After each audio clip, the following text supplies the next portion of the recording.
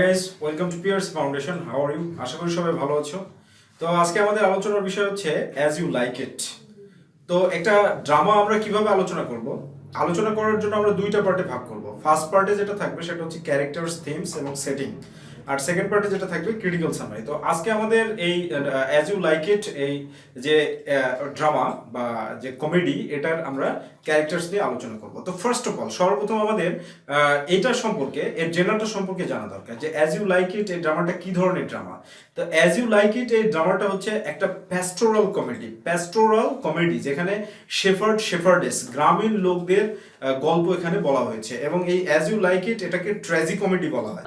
আমরা জানি অ্যারিস্টটল এটা বলেছেন যে একজনকে হয় কমেডি লিখতে হবে না হলে ট্র্যাজেডি লিখতে হবে, কিন্তু এখানে উইলিয়াম শেক্সপিয়ার কি করেছে, সে এই ধারাকে ভায়োলেট করেছে এবং ভায়োলেট করে সে এটা ডিসিশন নিছে যে ট্র্যাজেডি ওনার কমেডি না, ট্র্যাজি কমেডি, অর্থাৎ দুইটার একটা মিংলিং করা। এবং ডক্টর স্যামুয়েল জনসন এটা শেক্সপিয়ারের এটা এক্সট্রাঅর্ডিনারি ক্যাপাসিটি এবং এটাকে একটা ফল্ট হিসেবেও কিন্তু দেখিয়েছে। তো যাই হোক, এই as you like it এই ড্রামাটা ক্রিটিকদের মতে যে এটা 1598, 99 বা 1600 সালের মধ্যে এটা লেখা হয়েছে এবং এই ড্রামাটা ফার্স্ট পারফর্ম করা হয় 1603 সালে। ঠিক আছে, এলিজাবেথান পিরিয়ডের একবারে শেষ বছর এই ড্রামাটাকে পারফর্ম করা হয় এবং এই ড্রামাটা প্রকাশ করা হয় ফার্স্ট ফোলিওতে 1623-তে, অর্থাৎ 1623 সালে ড্রামাটা প্রকাশ করা হয়। তেমন প্রশ্ন হচ্ছে ফার্স্ট ফোলিওটা কি? ফার্স্ট ফোলিও হচ্ছে একটা কালেকশন অফ প্লেস।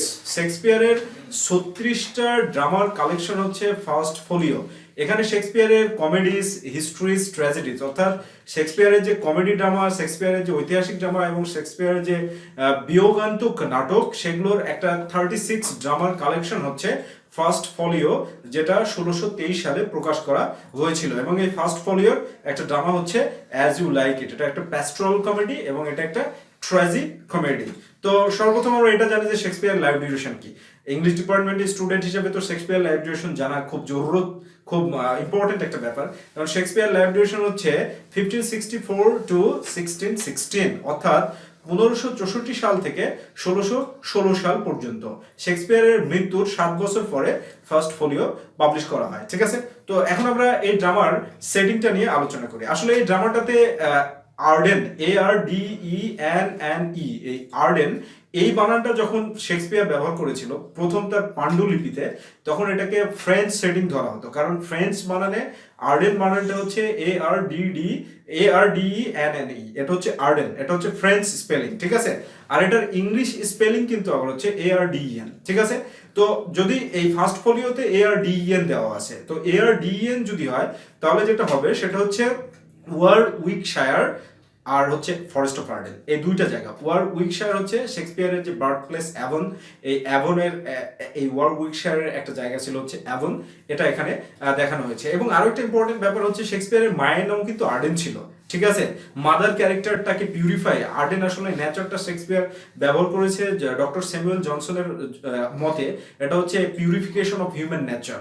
এই পিউরিফিকেশন অফ হিউম্যান নেচারের জন্য ফরেস্ট অফ আর্ডেন এই সেটিংটা ব্যবহার করেছে। তাহলে এখানে মূলত দুইটা সেটিং। ঠিক আছে, আর্ডেন আর ওয়ারউইকশায়ার। ওয়ারউইকশায়ারের একটা বনভূমির নামই হচ্ছে আর্ডেন। ঠিক আছে, এই দুইটা হচ্ছে সেটিং। তো এখানে যে ক্যারেক্টারস গুলো আছে, অনেকগুলো ক্যারেক্টারস আছে, কিন্তু আমরা যদি একটু ক্রিটিক্যালি কনসেপশনটা নিয়ে আসতে চাই তাহলে আগে প্রথমে লাভ পেয়ার্স, যারা প্রেমিক প্রেমিকা ছিল এই কি বলে ট্র্যাজি কমেডিটার, তাদের সম্পর্কে আগে আমাদের একটা লিস্ট হওয়া দরকার। তো এই ড্রামাটার হিরোইন হচ্ছে রোজালিন্ড। কি নাম? রোজালিন্ড। এবং হিরোর নাম হচ্ছে অরল্যান্ডো। তো প্রথমে রোজালিন্ডকে নিয়ে কিছু কথা বলি।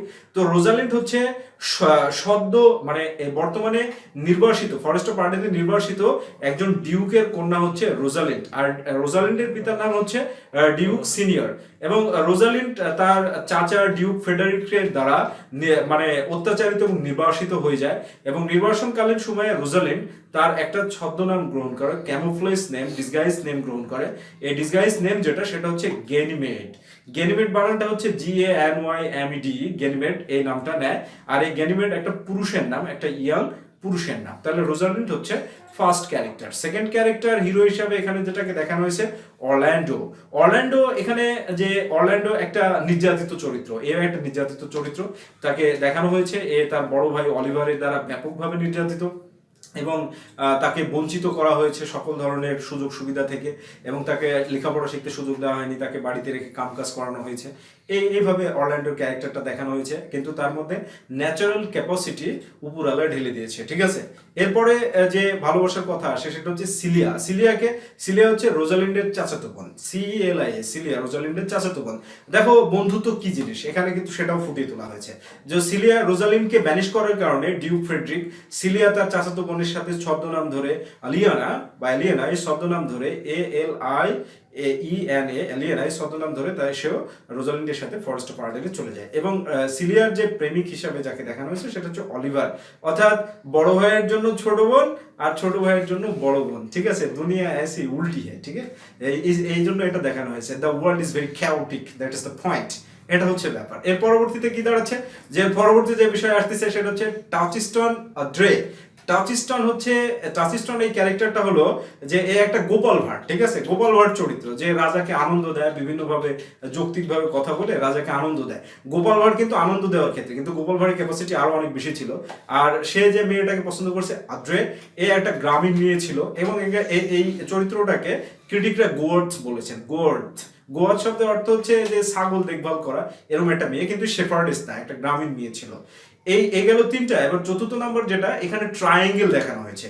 চতুর্থ নাম্বার যে লাভ পেয়ার সেটা হচ্ছে সিলভিয়াস হচ্ছে একটা শেফার্ড, একটা রাখাল, আর ফিবি হচ্ছে এই শেফার্ডেস, ঠিক আছে। এদের মধ্যে ভালোবাসা, সিলভিয়াস ফিবিকে মনে প্রাণে চায়, কিন্তু ফিবি সিলভিয়াসকে একেবারেই চায় না, ঠিক আছে না, বাস্তব জীবনে এরকম ঘটে না। এবং ফিবি কি গ্যানিমেড নামে যে সুন্দর যুবক এর প্রেমে পড়েছে। এই লাভ পেয়ারটা দ্বারা একটা ট্রায়াঙ্গেলকে দেখানো হয়েছে ভালোবাসার, এবং টাচস্টোন আদ্রের ভালোবাসাটা দ্বারাও একটা ট্রায়াঙ্গেল দেখানো হয়েছে, কারণ আদ্রেকে পছন্দ করতো উইলিয়াম নামের একটা যুবক, ঠিক আছে। তাহলে মোটামুটি পাইলাম আমরা চারটা লাভ পেয়ার মানে প্রেমিক যুগল। যদি প্রেমিক প্রেমিকা যুগল চারটা পাই তাহলে 8টা ক্যারেক্টার, এটা অঙ্ক তো সবাই বুঝি আমরা, ঠিক আছে না, কারণ দুইজন ছাড়া তো পেয়ার হয় না। তাহলে 8 জনের নাম কি, Rosalind, Orlando, Celia, Oliver, Touchstone, Audrey, Silvius, Phoebe, আর এখানে ট্রায়াঙ্গেল যেটা সেটা হচ্ছে গ্যানিমেড। ওকে, এবার চলে আসি যে কোর্ট অফ ডিউক ফ্রেডারিক, এখানে কি কি চরিত্র ছিল। কোর্ট অফ ডিউক ফ্রেডরিক একজন অত্যাচারিত রাজা, সে একজন ইউসারার মানে হচ্ছে উচ্ছেদকারী, দখলদার, অর্থাৎ তার বড় ভাইকে সিংহাসন থেকে নামিয়ে সে সিংহাসনটা দখল করে নেয়, সেটা হচ্ছে ফার্স্ট ক্যারেক্টার। এবার দ্বিতীয় ক্যারেক্টার যেটা সেটা হচ্ছে এখানে যেটা টাচস্টোন, তো অবশ্যই, কারণ টাচস্টোন হচ্ছে ডিউক ফ্রেডরিক এর কোর্টের হচ্ছে একটা গোপাল ভাঁড়, ঠিক আছে। এরপরে তৃতীয় নম্বর চরিত্র এই কোর্টের যেটা সেটা হচ্ছে চার্লস, ভেরি ইম্পর্টেন্ট। চার্লস হচ্ছে ডিউক ফ্রেডরিকের একজন প্রফেশনাল রেসলার, ঠিক আছে। সে বিভিন্ন জায়গায় ওই যে ডাব্লিউডাব্লিউ দেখো না তোমরা, যে বিগ ফাইট, ওই বিগ ফাইটের যে চরিত্র সেটা হচ্ছে চার্লসের ক্যারেক্টার, ঠিক আছে। এটাই হচ্ছে চার্লসের ক্যারেক্টার। এবার চতুর্থ নম্বর যে ক্যারেক্টারটা সেটা হচ্ছে লিভিউ হচ্ছে একজন কোর্টিয়ার, অর্থাৎ রাজসভার একজন সদস্য, এবং other lords of the court of the duke Frederick's, এবং ডিউক ফ্রেডরিকের অন্যান্য রাজসভার যে লর্ডসরা আছে, সদস্য আছে, এইটা। তাহলে দ্বিতীয় নম্বরে যেটা আসলো ডিউক ফ্রেডরিকের রাজসভা, ঠিক আছে। এবার 3 নম্বরে আমরা চলে যাই। 3 নম্বরে যেটা আছে সেটা হচ্ছে কোর্ট অফ ডিউক সিনিয়র।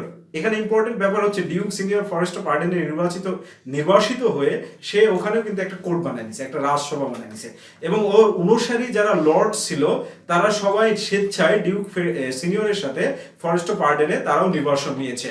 তো এখানে মোস্ট মেলেনকলিক ক্যারিয়ার ছিল ডিউক সিনিয়রের কোর্টে। ডিউক সিনিয়র তো অবশ্যই ফিলোসফিক, সে তো এখানে আছে, কিন্তু আরেকটা মেলেনকলিক ক্যারেক্টার যেটা এখানে সেটা হচ্ছে মেলেনকলিক জ্যাক্স। এ একজন ফ্রাস্ট্রেটেড পারসন, হতাশ ব্যক্তি। একে আমরা পেসিমিস্টিক ক্যারেক্টার বলতে পারি, সব কিছুর জন্য এই নিরাশ, কোনো কিছুতেই এর কোনো ভালো দিক ফুটে ওঠেনি, ঠিক আছে। এবং এই রাজসভার আরেকজন সদস্য হচ্ছে অ্যামিয়েন্স হচ্ছে এখানে সিঙ্গার, এখানে কি singer and other lords of duke senior. এটাই হচ্ছে ডিউক সিনিয়রের কোর্টের চরিত্র। এবার যদি আমরা পরবর্তীতে আসি, পরবর্তীতে যেটা আসবে সেটা হচ্ছে স্যার রোনাল্ড দি বয়েস এর ফ্যামিলির যে সদস্যগুলো। স্যার রোনাল্ড দি বয়েস একজন শব্দ প্রয়াত ব্যক্তি, সে মারা গিয়েছে, এবং তার পরিবারের একজন বিশ্বস্ত ভৃত্য, তার নাম হচ্ছে অ্যাডাম। সে ছোটকাল থেকে শুরু করে বৃদ্ধ বয়স পর্যন্ত স্যার রোনাল্ড দি বয়েসের সেবা করে আসছে, এবং এখন তার অরল্যান্ডের সেবা করছে এবং অলিভারের সেবা করছে, ঠিক আছে। তো স্যার রোনাল্ড দি বয়েসের 3টা পুত্র সন্তান। প্রথম যেটা পুত্র সন্তান তার নাম হচ্ছে অলিভার। এই অলিভার হচ্ছে ফার্স্ট লাইফে বা নাটকের শুরুতে হচ্ছে একটা জঘন্য চরিত্র, আর শেষের দিকে হচ্ছে একটা রেকটিফাইড, একটা সংশোধিত চরিত্র। দ্বিতীয় নাম্বার যেটা হচ্ছে সেটা হচ্ছে জ্যাক্স জ্যাক্স ডি বয়েজকে আমরা শুধুমাত্র নাটকের লাস্ট সিনে দেখতে পাবো এবং সে এই তথ্য জানায় যে ডিউক ফ্রেডরিক তার এই রাজ কর্মসভা এগুলোর প্রতি সমস্ত লোভ লালসা ছেড়ে দিয়ে সে সন্ন্যাস জীবন যাপন করেছে ফরেস্ট অফ আর্ডেনে যে ওই ম্যারেজ সিরিমনি অনুষ্ঠিত হবে সেখানে এসে সে তথ্যটা দিবে by the end of the tragicomedy. ঠিক আছে, এরপরে তৃতীয় নাম্বার হচ্ছে অরল্যান্ডো। তো অরল্যান্ডো তো আমরা আগেই জেনে গেছি যে অরল্যান্ডোকে।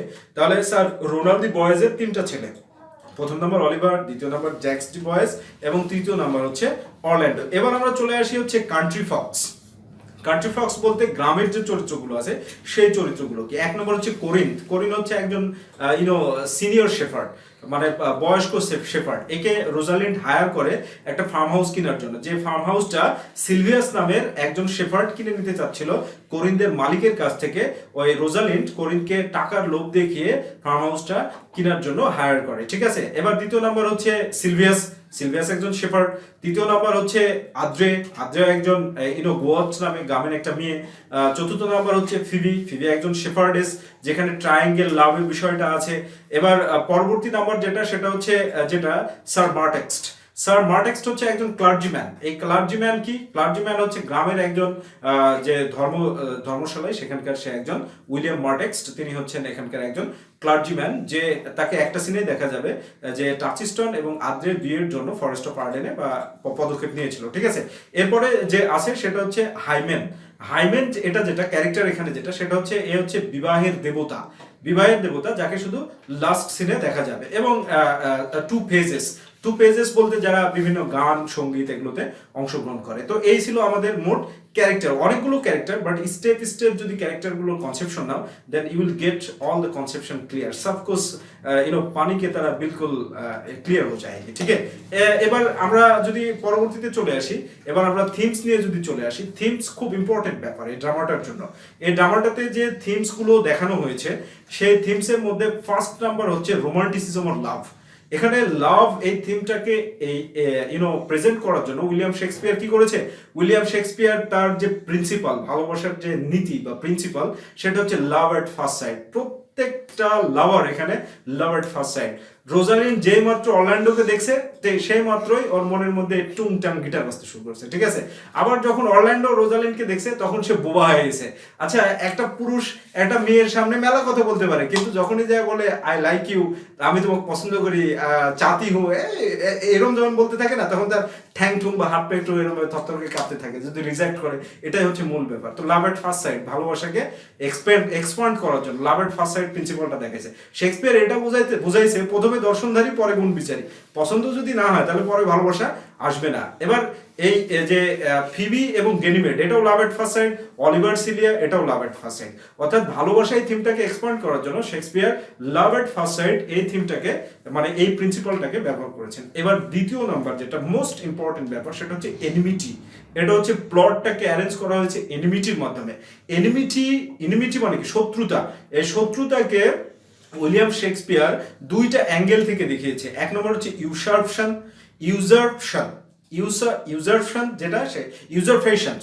ইউজারফেশন যেটা হচ্ছে উচ্ছেদ করে দেওয়া, ক্ষমতার জন্য মানে জবরদখল করা। এটা হচ্ছে ডিউক ফ্রেডরিক ডিউক সিনিয়রের জন্য করেছে।